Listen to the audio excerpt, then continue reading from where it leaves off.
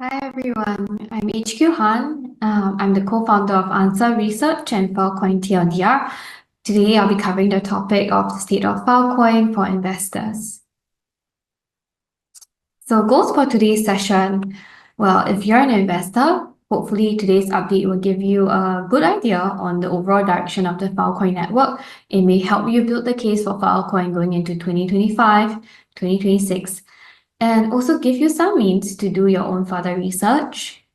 If you are not an investor, hopefully today's session will offer some color around how investors think and provide an alternative perspective of looking at the ecosystem.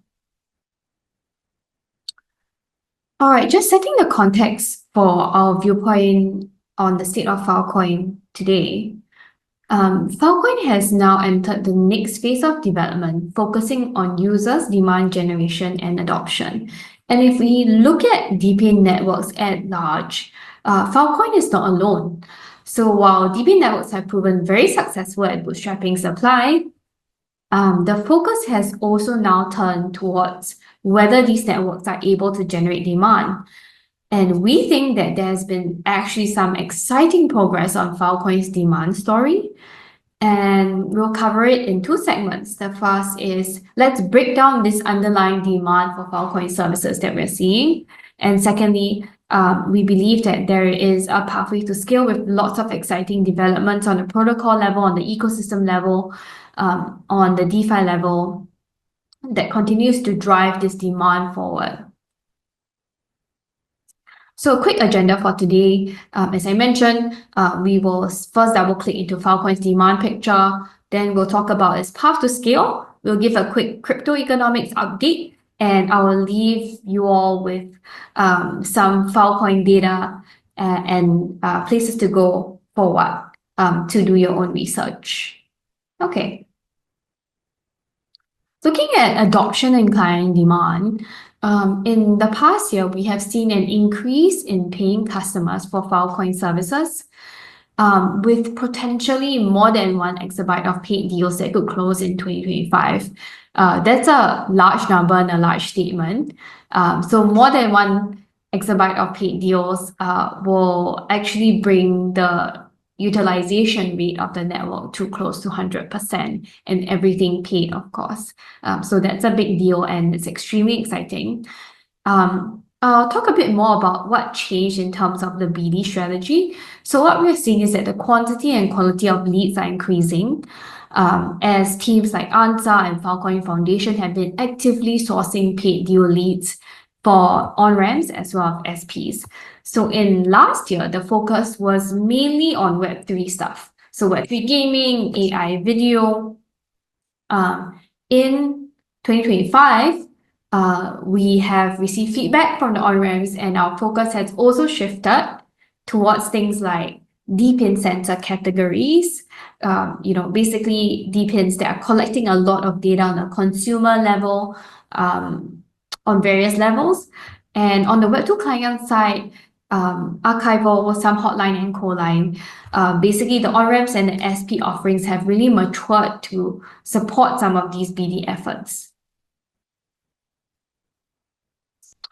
On the aggregate level, so if we kind of take a bird's eye view of everything, the utilization rate of the network has really increased.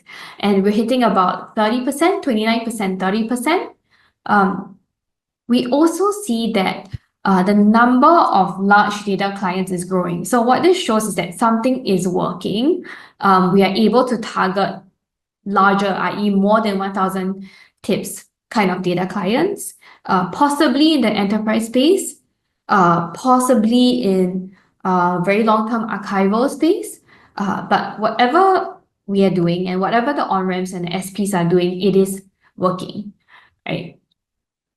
Although the active Filecoin deal count and storage volumes have decreased, we do see a very near-term or like a recent increase in average daily new deals.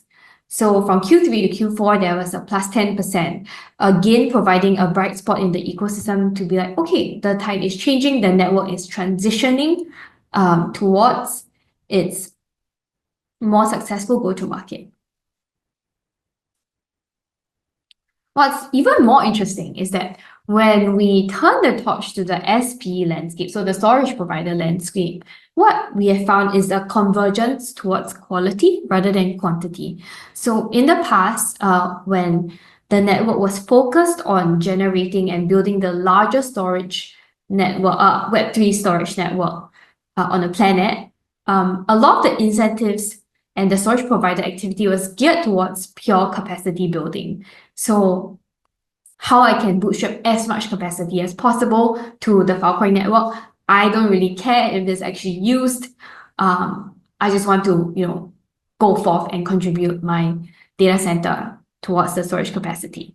And right now, what we're seeing is that the storage providers are more and more and increasingly focused on providing useful storage and paid deals requiring robust retrievals. So we've actually seen like a plus 388% year-on-year increase in the number of providers that have successful retrievals. All right. Moving on to sharing about the path to scale. So there are three main points. The first is that Filecoin is actually expanding its core services on a protocol level. A very exciting stuff there. There are new and ever-evolving Filecoin-powered on-ramps and L2s. And thirdly, DeFi continues to scale, which helps the Filecoin economy run more efficiently. On the first point, as I mentioned, Filecoin continues to expand its core services with three very important protocol upgrades that are landing in 2025, and they unlock new L1 capabilities. So next month, we have a proof of data possession, PDP, that is landing. What it is a new Filecoin hot storage proof system that's designed to work alongside ProRep. So proof of replication ensures that your data is securely stored and uniquely encoded. PDP focuses on ensuring that that data is accessible at specific points in time. Basically, PDP is really useful for applications where data needs to be reached, accessed, retrieved very frequently, such as hot storage scenarios. Secondly, there is something called fast finality F3 that is landing. I'm sure all of you guys know about it. It will speed up finality on the network by 450 times. What this really creates is a more responsive environment for builders and basically unlocks things like cross-chain interoperability, bridging, and really leveling up the sort of user experience on Filecoin. And beyond that, we have presented a vision of Filecoin web services last year. So as I move on to the next slide, this shows the overall vision for the FWS architecture. Basically, what it does is a composable service marketplace that offers multi-service deals. So for example, you can combine cold and hot storage plus retrieval plus compute plus encryption. Everything goes back to the point of harnessing the Web3 power to make things very composable and modular in a certain sense, that will enable this to rival sort of like and differentiate itself from the Web2 traditional cloud offering. Interestingly, things like other DP networks you can imagine will be able to resell their service within the Filecoin marketplace. And with everything combined together with things like payment and escrow systems, you can imagine how new services will be built and new services will be combined to form even better consumer and enterprise experience.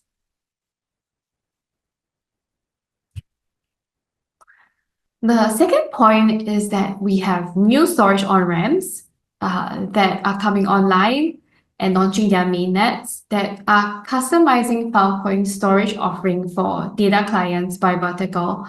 And I think that there is no better way to conquer several beachhead use cases than with a plethora of these startups that are like laser focused on their particular segment. So for example, Akavi, they are providing a hot storage layer for enterprises on top of Filecoin. They're really focused on Web2 enterprise data storage. So things like archival, hot storage, and S3 integrations. They've also recently integrated Snowflake. That's gaining a lot of traction as well. The second one, actually, many of you guys would be familiar because they are the old Web3 storage product team. They are focused on the Web3 data storage space, especially social, AI, and identity. And interestingly, and the third one is Recall. And they are focused also on the AI space, but on the AI agent storage and data processing. They were formed from two long-time Filecoin teams, Textile and 3Box. A quick look at the DeFi ecosystem. I wanted to shine a torch on the developments in terms of stablecoins and why stablecoins are important, and basically as like a pivotal part of the DeFi economy is that it essentially keeps economic activity within the network. So, for example, if you have a fallback stablecoin, which is what Secured Finance has developed, the USDFC, it enables holders and SP to use your Filecoin as collateral for stablecoins instead of selling your Filecoin for OpX. Basically, it works like MakerDAO's DAI, the ETH ecosystem. So it really is a fallback stablecoin. It's officially launching in May, so coming right up. Is currently in the beta phase, and the team has done a lot of work in terms of securing reputable audits, collaborations with various ecosystem teams, DeFi teams to enhance LST liquidity.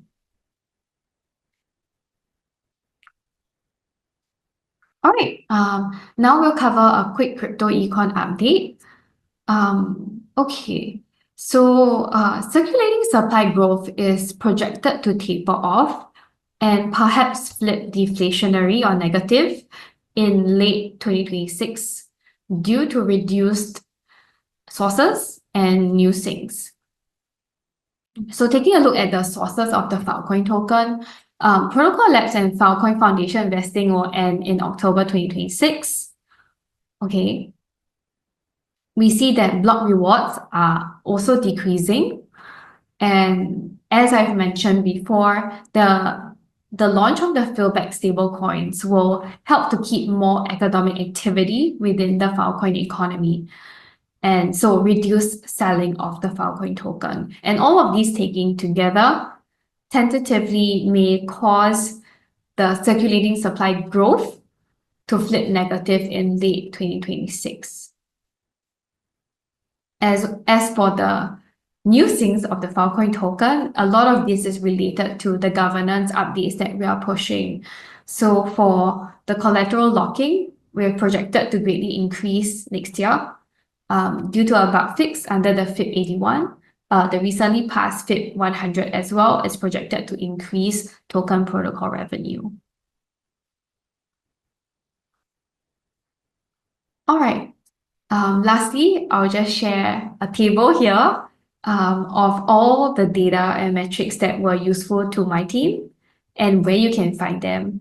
So with this, we hope that they are tools for you to do your own research in regard to keeping track of the network, monitoring progress, or deep diving into specific topics that may be of interest. I've now come to the end of my presentation, and I'm happy to pass it over to the next person. To get in touch with me, you can email this email address that I've listed here. Also, feel free to message me on Slack or Telegram or on Twitter. I'll be more than happy to accept more questions from you guys. And this was a recording, so I was not able to field the Q&A, but definitely feel free to reach out to me with any further questions.